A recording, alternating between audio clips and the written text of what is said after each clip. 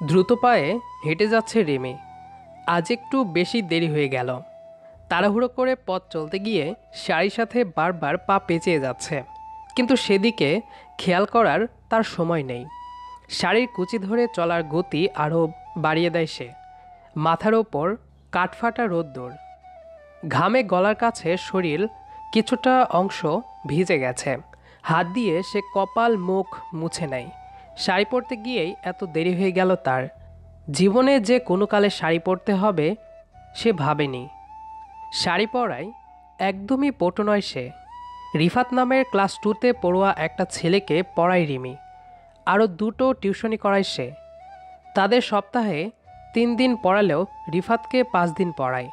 রিফাতের মা তাকে বলেছেন 5 দিন পড়াতে, এতে করে মাইনেটাও কিছুটা বাড়বে। রিমির টাকার অত প্রয়োজন নেই। মধ্যবিত্ত পরিবারের মেয়ে সে। বাবা পেশায় ব্যাংকার, তবে 2 বছর হতে চলল তিনি রিটায়ার নিয়েছেন। সংসার তাদের চলে যাচ্ছে কোনো রকম। রিমির ভাই আর্মি অফিসার, বউকে নিয়ে আলাদা থাকে। মাসে মাসে ভাই যা টাকা পাঠায় সেটাই কম বই কি।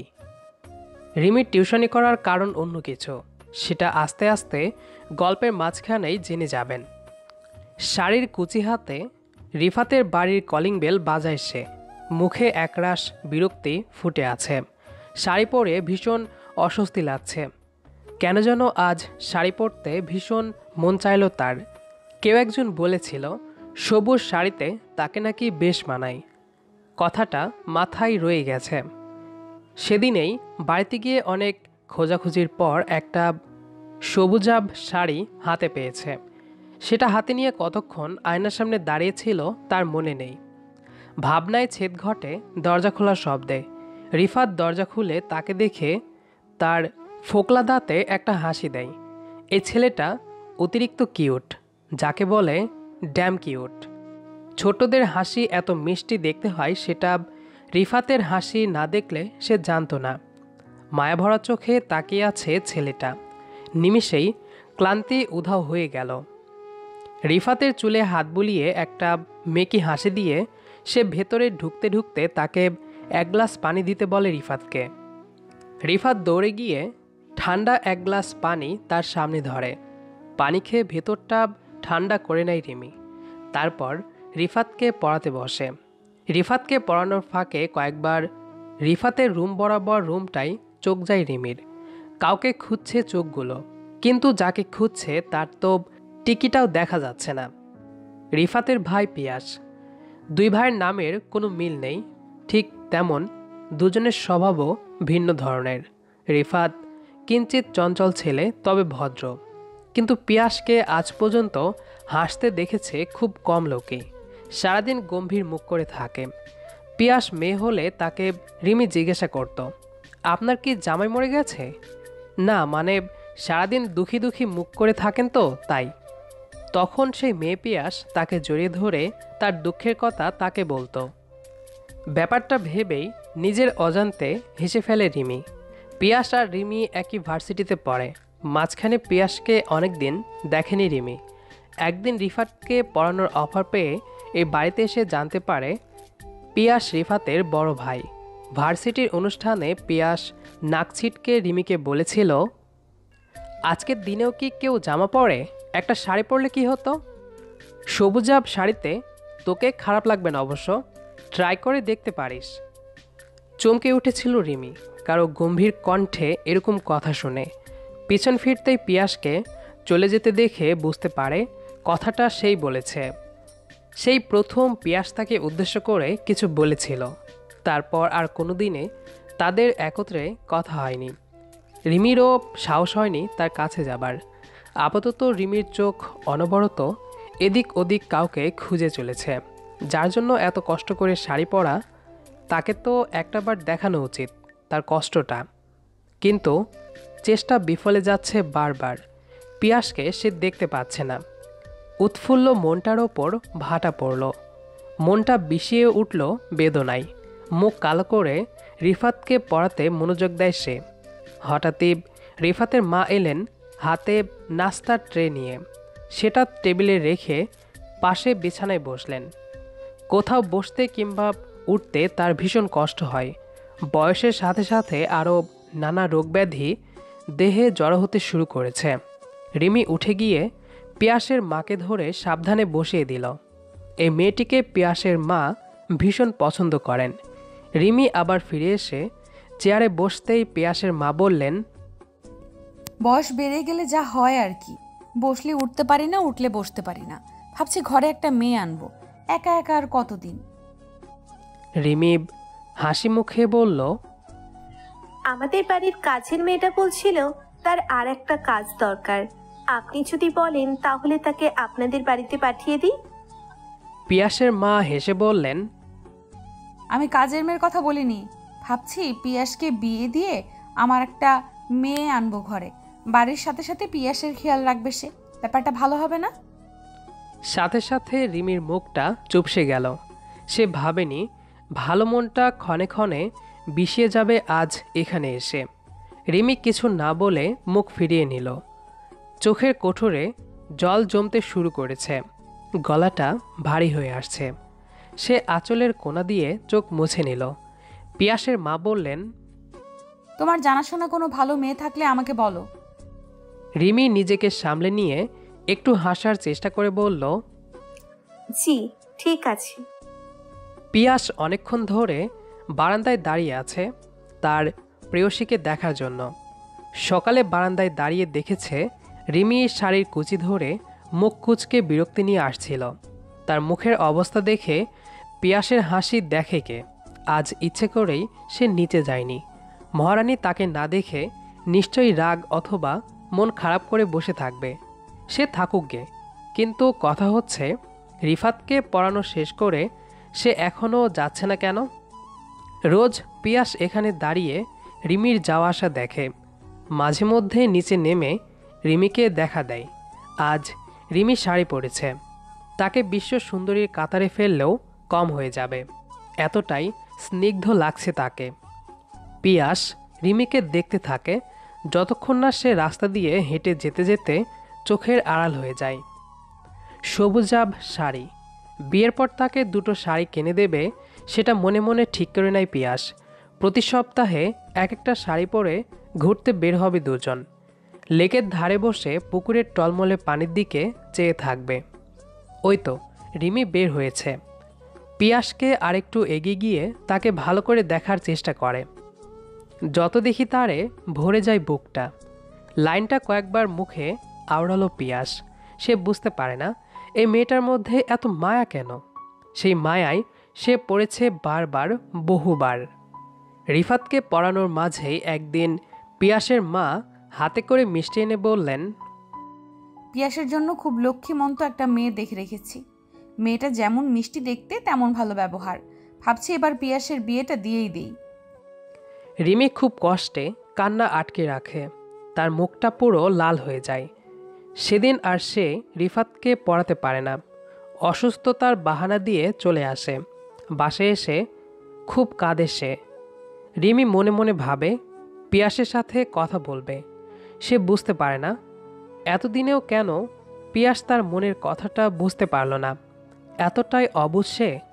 পরক্ষণেই নিজের মনকে বোঝায় রিমি। পিয়াসের জন্য তো তার মা মেয়ে ঠিক করেই ফেলেছেন, এখন আর পিয়াসকে বলে কি হবে?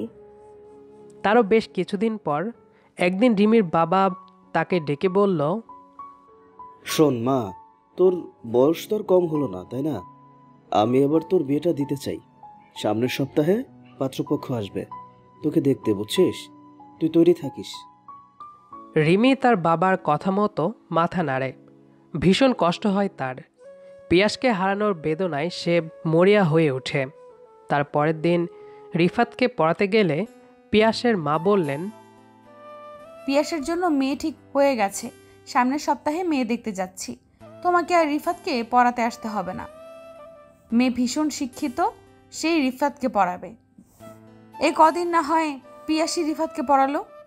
পিয়াসের বিয়েতে তোমার আমন্ত্রণ রইল, কেমন? এই নাও এই মাসের টাকাটা। রিমি কাপা হাতে টাকাটা নেয়।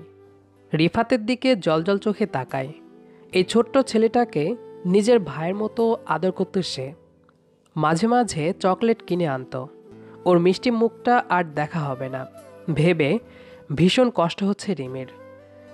রিফাতকে আজকের মতো পড়িয়ে চলে যায়। এখন থেকে সে তার ভাবির কাছে পড়াশোনা করবে। রিফাতকে আসার সময় অনেক আদর করে দেয় রিমি। অশ্রু ভেজা চোখে চলে আসে পিয়াসদের বাড়ি থেকে। হাত ভাঁজ করে আনমনে ছাদে দাঁড়িয়ে আছে রিমি। আজ তাকে পাত্রপক্ষ দেখতে এসেছে। ছেলের বাড়ির লোকেরা তাকে দেখতে চায় না। ছেলের পছন্দই তাদের পছন্দ। একটু পর ছেলে ছাদে আসবে তার সাথে কথা বলতে। ছেলেকে এখনও রিমি দেখেনি, তবে একটু পরেই দেখা মিলে যাবে। আজ কেন যেন রিমির বুকের ভেতর ক্ষণে ক্ষণে মোচড় দিচ্ছে, বারবার চোখ মুছে যাচ্ছে। না, এভাবে কাঁদলে চলবে না। ছেলে এখনই এসে যাবে। ওকে এভাবে কাঁদতে দেখলে উল্টোপাল্টা ভাবতে পারে। রিমি চোখ মুছে নাই, আর কাঁদে না সে। একটু পর পেছন থেকে কারো গলা খাকারি শুনতে পায়। হয়তো ছেলে এসেছেন। রিমি ঘুরে দাঁড়াতে চেয়েও পারে না। ছেলে এসে তার পাশে দাঁড়িয়ে বলল, তোমাদের ছাদটা তো বেশ সুন্দর, অনেক বড়। আমার জন্য ভালোই হয়েছে। শ্বশুরবাড়ি এলে আমরা ছাদেই বিছানা করে ঘুমাবো। রিমির মাথার তার ছিঁড়ে যাবার মতো অবস্থা। এই কণ্ঠস্বর পিয়াস ছাড়া আর কারো হতে পারে না। রিমি মাথা বাঁকিয়ে পাশে তাকায়। একগাল হাসি দিয়ে পিয়াস তাকিয়ে আছে। রিমি দ্রুত সরে গিয়ে বলে, আপনি এখানে কি করছেন? পিয়াস এগিয়ে এসে বলে, মেয়ে দেখতে এসেছি। আমার বউকে নেবার জন্য শ্বশুরবাড়ি ঘুরতে এসেছি। ঘোরা শেষ হলেই বউ নিয়ে চলে যাব। মানে? মানে মানে আর কি? আমার মা তার জন্য মেয়ে নিতে এসেছে, আর আমি বউ নিতে। মানে আপনারাই পাত্রপক্ষ? আপনি সব জানতেন আগে থেকেই, আমায় বলেননি কেন? বললে কি হতো? বিয়ে ভেঙে দিতে? এখন আবার প্লিজ বলো না তোমার প্রেমিক আছে, তুমি এই বিয়ে করতে পারবে না। বলেই অট্রা হাসি দেয় পিয়াস। রিমি গিয়ে তার বুকে ইচ্ছে মতো কিল ঘুষি দিতে থাকে।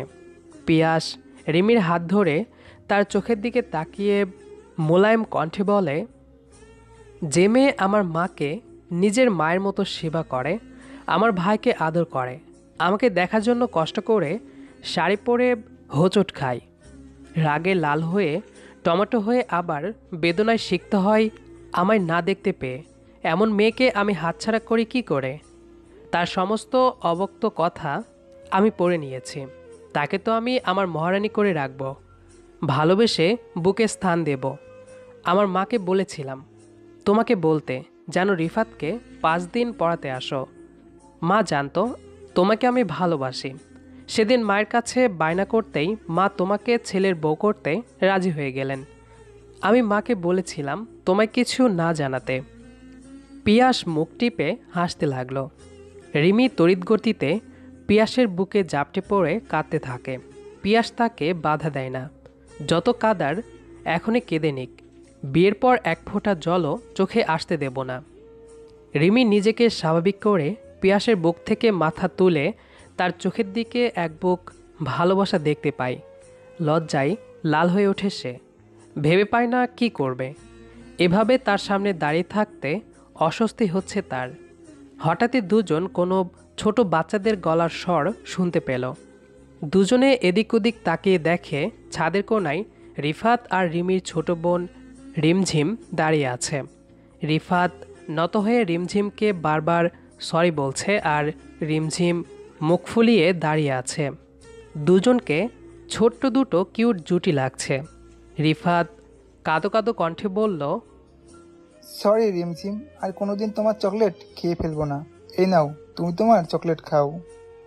রিফাত রিমঝিমের দিকে একটা চকলেট এগিয়ে দিতেই রিমঝিম খুশি হয়ে চকলেট নিয়ে তার গালে একটু চুমু খেয়ে দেয়। পিয়াস এবং রিমি অবাক হয়ে তাদের কাণ্ড দেখছে। হঠাৎ পিয়াস বলল,